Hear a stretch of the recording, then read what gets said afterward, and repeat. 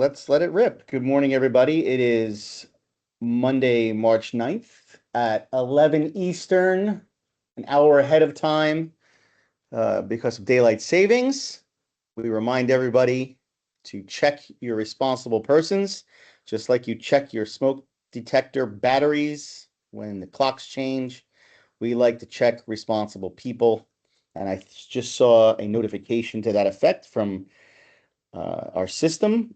So that's what is always on my mind when the clocks change. Hope everybody's doing well. It is 69, 70 degrees here in New York, which is wonderful. All the snow is finally melted. We're moving into spring. Joining me, yeah, I know. Well, Bryan in Florida and Alexis in Texas have already had the 90s, I'm sure. But joining me today on the call are from, let's see, left to right. I see Avis down in South Carolina. Hello, Avis. I see Mike Fronczak coming to us from lovely Delaware. Bryan down in Florida. I see Alexis from Texas. I like the way that just rolls off the tongue. And who else is on here? Bobby Joe Pickens. Bobby Joe Pickens. That's an ass whooping name right there, son.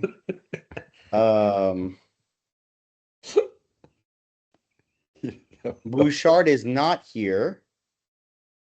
And Trent is here today. Trent Yager. Hey, Trent. What's going on, man? You were hiding. I can't hear a word you're saying. That's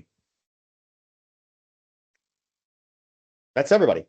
So what do we have to talk about today? Not a lot has gone on other than a war starting in the since the last time we spoke. And also there, to my knowledge, has not been a final confirmation of the ATF director. That's still sort of on the sidelines because of everything going in Iran. But Rob Sakata did, in fact, appear before Congress with 5 other folks who were going for the judiciary. He did very well. He was not in any way cornered. One of the things he said was, he's putting the ATF back on mission to not interfere with people's gun rights and fight crime, which is music to everybody's ears. To that end, I'm happy to share the stage today, and I always like to start with Mr. Franzi, who always comes up with the nuggets that we all want and need. Talk to us about what you've learned in the last month, Mike. Okay, so first thing first, this morning, spoke with NFA Division Chief Mr. Alvaro to get a status on how we're doing with all the NFA one, not what's on your list of what's on the website as far as their processing times, but they're going to be posting that shortly again. But basically, everything's moving along a lot better. The apps number of applications coming in, that goes from Form 1 through 5s, whatever. They're basically still getting is down. They're getting about 10,000 applications a day, which is a lot. But that obviously is double what they got this time last year. So that's a whole lot still coming in. Probably people can now say, hey, I can afford a suppressor. I don't have to pay $200, so I'm going to get one. So that's good. And that helps you guys out business-wise with the sale of suppressors. So that's probably going really well as I perceive. So basically right now, eForms are basically 1 day for the 2s, 3s. And let's see, that's the main ones you guys are probably looking at are the Form 4s, and I'll read that for you right now. That's about the same. eForms are 10 days, and paper is 28 days for Form 4s. A trust are 11 days for eForms and 24 days for paper. That's all Form 4. So Form 5s for FFLs, eForms, 1 day. Form 3s, 1 day. So that's if you can hear me, the key is get on the eForms, get away from the paper. Your NFA will get processed a lot quicker. Even Form 2s one day. So which is good. So NFA, they're right now they're in a, I guess, an internal tug of war because to keep these processes going quickly. They have had a lot of people on since beginning of January, detailed from the field operations, meaning IOIs coming in to help them process a lot of these forms, NFA forms. So there's talk within ATF about taking them back to the field, the IOIs back into the field to help that out.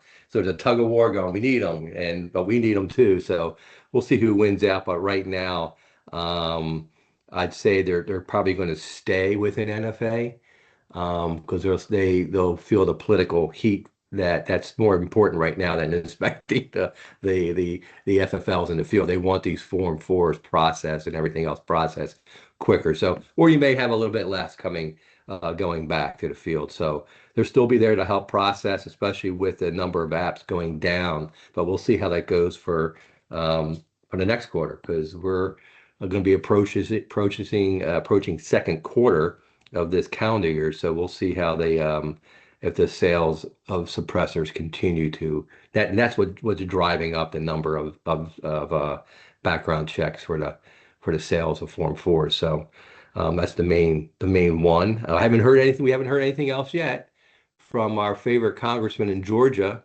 with his bill to take that out of NFA. So we haven't heard anything on that either. So me personally, I seriously doubt if that happens because my thoughts are that's going to hurt the price of your suppressors. If it's taken out of the NFA, that price will drop, considerably if it's taken out of NFA. Right now, it's in NFA, which drives the price up. So keep that in mind. A couple of things I wanted to talk about as reminders.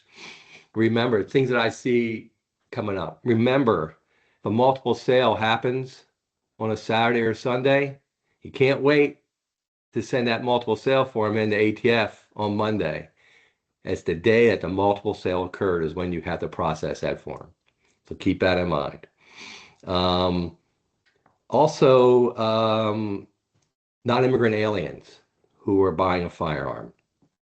If they answer yes, the 21 M1 and M2 on that application, they must provide you with that's the typical one, as you all know, is a hunting license from a state, federal, or local entity.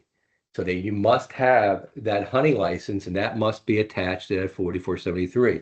We're still seeing FFLs get jammed up on that. Make sure that you have that piece of paper attached to the 4473 if it's a non-immigrant alien sale. If you have questions regarding that, when they come up, let us know. We'll be glad to help you through that.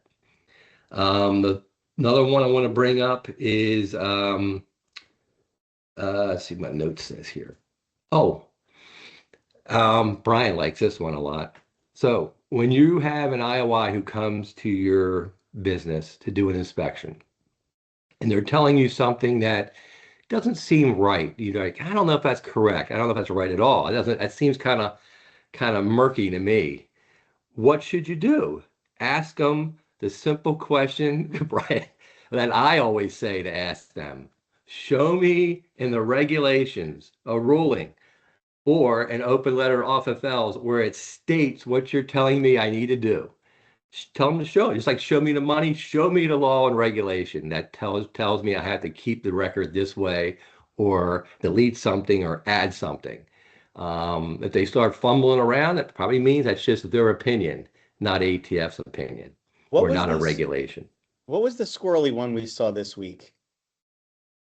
There was one that came over the wire this week. We were like, huh?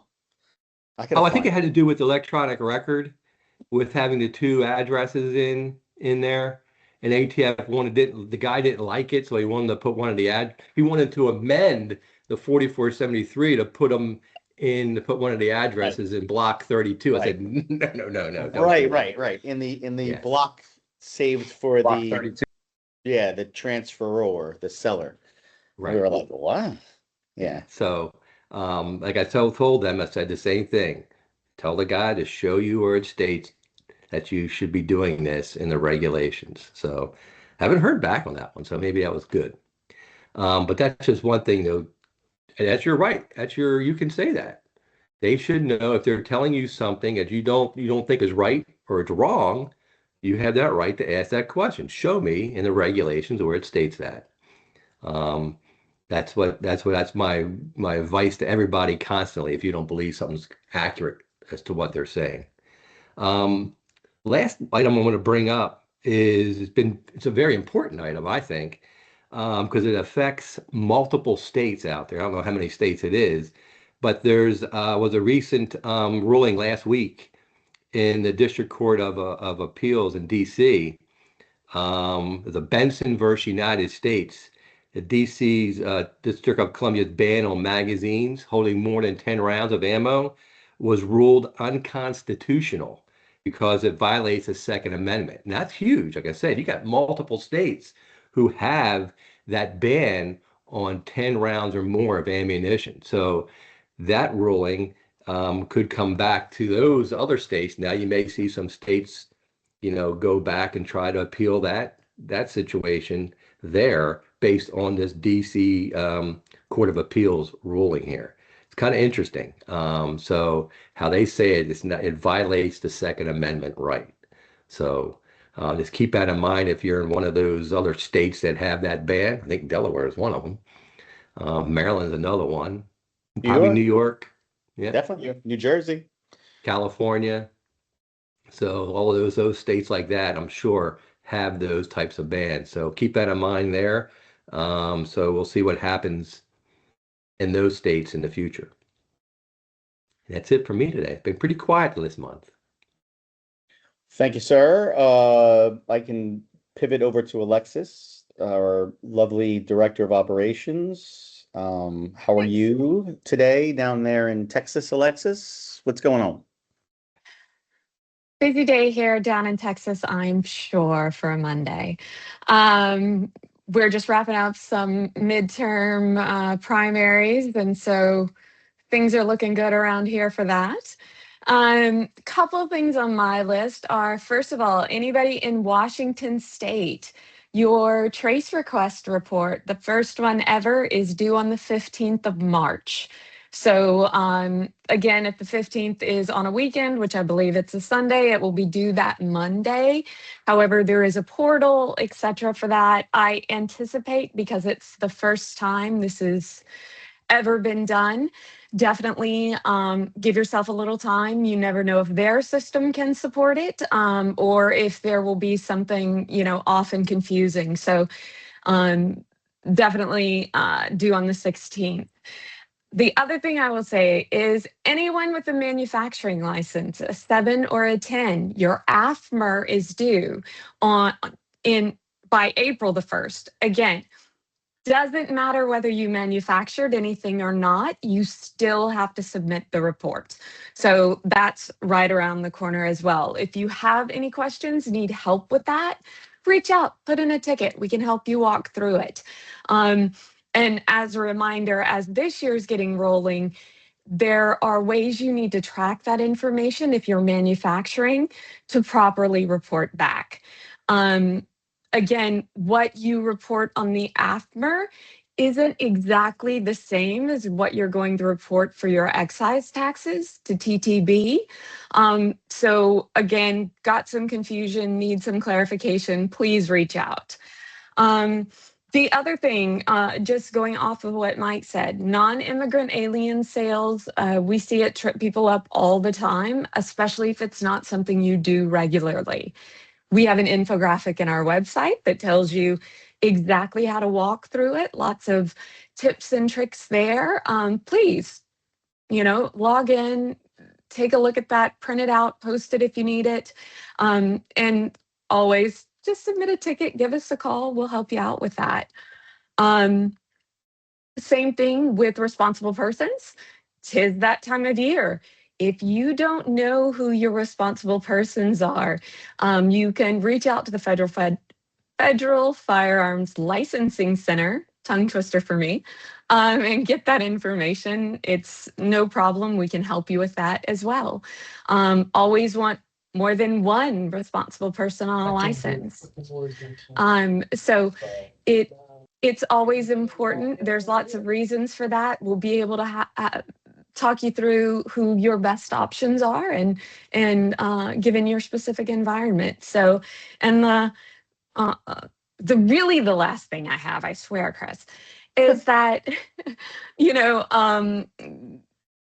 with the pending confirmation of Mr. Scotta, I do anticipate that after he's actually confirmed, we could see lots of postings in the Federal Register, lots of form changes, proposed rules, etc. Please be sure you watch your email, check the e-blast. We monitor that carefully. And so there's lots of times when it's really important to have a heads up, give feedback. And so we'll monitor those. You just monitor your email. So that's what I got. Thank you. On the RP issue, it just sprung to my mind that within the last month or month and a half, we've had, may they rest in peace, a couple clients, RPs, who have passed away. And in one or two of those instances, they were the only RP on the license. And it requires a lot more effort and work to get you put on to a license after a lone RP has passed away. So, you should always have at least two folks on your license as an RP. In case one should pass away, it makes it just a lot easier to do the transfer of the license. And Franzi, if I'm correct, I think that's we've had 3 people pass away who were all involved in hearings too, weren't they? Correct. Yes, sir. Yeah, that's what I thought. It's crazy. It comes in threes, I guess, but to that end, it just reminded me, please make sure you're not the only person on your FFL as an RP. It makes sense to have more than one. Hey, one thing real quick, Chris, just Yep. to touch on Alexis with the AFMER. Just remember, everybody, the AFMER, don't sweat it. Don't sweat the AFMER. No one does anything with that report except they total the numbers up. No one audits that document. The only thing ATF does is make sure you filed it. That's it. Make sure you filed it timely. So no one's looking at those numbers closely to tie. They're not looking at those numbers that you report that tie into any records at all. That's just what you're reporting on that form. So don't act like just don't start, getting frazzled over it. Just do the best you can. Thanks for the reminder, Alexis, because Yep. we have an FFL at FFLGuard, and I totally forgot it. Bryan side texted me, "Where's the AFMER report?" So thank you for that reminder. Yeah. No problem. The other thing that you may want to preview, Alexis, or maybe maybe not, but we know that there may be a ruling in the pipeline related to suppressors that hasn't been published yet. And I don't know how much of that is true or false or what we think or what we've heard, but from a purely conjecture standpoint, what did we hear about that? Again, just purely conjecture, so nobody take this to the bank. But it appears that basically the majority of the content of the final rule on frames and receivers that spoke to suppressors and suppressor markings in particular are going to be, and I hate to say repealed, but essentially go back to the previous level of marking requirements. So again, for those of you that could be potentially impacted, it could be huge because you could have to go back to marking everything. Every component of the suppressor, right? And again, this is just purely, in the wind. We've plucked it out of thin air and have been discussing it. So it's not official, but we wouldn't be surprised if we saw that in the next month or two. Just rolling that out there. Bryan and Avis and client relations related stuff. I know you guys have been busy making some phone calls. I know that that's been on the agenda. I know, Bryan, you've got some travel in your plans in case anybody wants to tag on. What's going on over there, Bryan? Yeah, I've got to go to Midland, Texas, the week after Easter. If anybody is out and about and in that area and you'd like to split up some expenses on having a site visit done, be more than happy to come see you. I mean, I know Midland's kind of in the middle of nowhere. I think isn't that like the Friday Night Lights or the Varsity Blues town or one of those football movies, Alexis? Like, wasn't it Odessa Permian, but close. okay. Close. So, yeah, they're all the same to me. So Yo, yes, Texas is big as shit because that dude was telling us it's like 5 hours from Houston, 5 hours. I was like, Jesus Christ. Dallas. He's like, it's like halfway between here and El Paso. And yeah, it's crazy.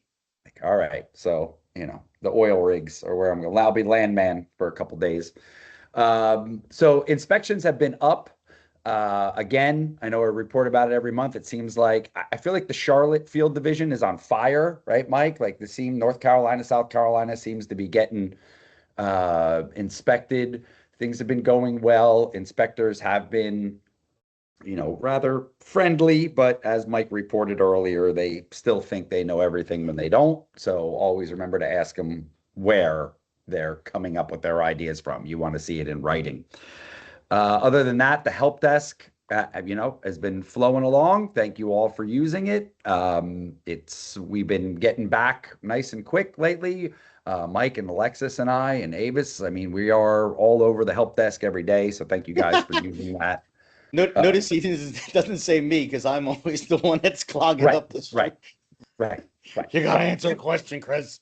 You don't have to be. That's what you have us all over for. I don't. That's why I have you guys to remind me of these things. But go ahead. So that's pretty much all I have to report. Again, looking to start filling up my calendar for the spring and summer. If anybody's looking for a site visit, please drop me an email. I'm just Bryan at FFLGuard, Bryan with a Y. And other than that, Chris and I were in Phoenix last month for the Sports Inc. show. Yeah, It was great to see a bunch of clients out there again. Some that we saw a shot, some that we didn't get to see a shot. So it's always good to see everyone when we're on the road. And we had some good eats out there in Phoenix and bad weather. It was cold. It was like 38 degrees in Phoenix in the morning. One morning, I couldn't believe it. So that's it. That's all I got to report from here. One thing you mentioned, Bryan, was reiterating what Franzi said about, show me the money, show me where it says that. And if you're on this call right now, you're an FFLGuard client, then you should really have already been in contact with us to let us know that you're having an inspection. And if you don't feel comfortable asking those questions, that is literally what you pay us to do. So when the second an IOI walks in, your first call should be to us, say, hey, an inspection's starting. I always get one-off emails here and there or text messages from people saying, hey, we got the golden ticket and we were told we're starting our inspection on Monday. We open a case for you, but we keep in touch with you or you keep in touch with us via the ticket. And we are happy to ask those questions when we feel as though they don't really have an origination source, a legitimate one at least. And, for those of you who haven't seen a report of violations in some time or forget what they look like, the IOI has to put the source of the violation. So what rule it is, or, what statute number or whatever goes in your ROV. So they have to provide some sorts of information to even violate you. But let us help you with that. That's what we're here for. Avis, my love, you suggested April 13th for our next call. Was that the right date? Calendar. Yes, April 13th. The week of taxes. Yes. The week of taxes, the taxes week. You got anything else going on down there in South Carolina we need to know? No, the only thing is, please remember if your credit card is what we charge, please make sure that if it's expiring or you get a new one in the mail that you let us know so we don't have to send you something. Also, if you close a bank account and you change it to a new bank account, if you're doing our checks, let us know. Sometimes you do that in January, but you don't pay until November. We don't want a return check and have to chase you down. So, if you close that account out, just let us know ahead of time and we can get everything updated and make sure your account flows right through. But other than that, if we're calling you, talk to us. I think as part of the opt-out notifications that come within 30, 60, 45 something days in advance of renewal, there is the changeover form attached to that too, or there's an option to change your payment methodology, isn't there? And it Yes. includes information on what your Currently is. currently using. Yeah. Okay. But if you have any questions, just give us a ring. We'd be happy to talk We'll to help you and email with you. Yeah. It's what we're here for. Word. Trent You wanna- Yager. Trent out in Chris. KC. What's going on out there? So Sunny and 75, buddy. We're happy to be here in KC this week. I bet. Yeah. What's going on the insurance front? Well, what kind of sustenance can we bring? I've been getting some emails this morning regarding the war in the Middle East area and seeing some territorial exclusionary language come out for importers, exporters, and the like. So keep an eye out for that on the contracts. If any importers, exporters out there, and if you need some help navigating, well, we're around. One What's thing too, I'm sorry, Chris. No, go ahead. I was going to say, we've had a couple people reach out, say they're not getting renewed. Could we send them your way? You could talk them through what happens next. Absolutely. Outstanding. Thanks. And we really do urge all of our clients to reach out to Trent because he can review your current policy, let you know if you're overpaying or not getting the coverage that you fully need. So, if you are a client of FFLGuard, Trent is here for you, so please utilize them. $20 for the Venmos on the way there, Brian. Thanks. I think that's it for this month's edition. Not a power-packed one, but half an hour of info nonetheless. We will see you all on April 13th, and thanks for joining us today. Ciao, ciao.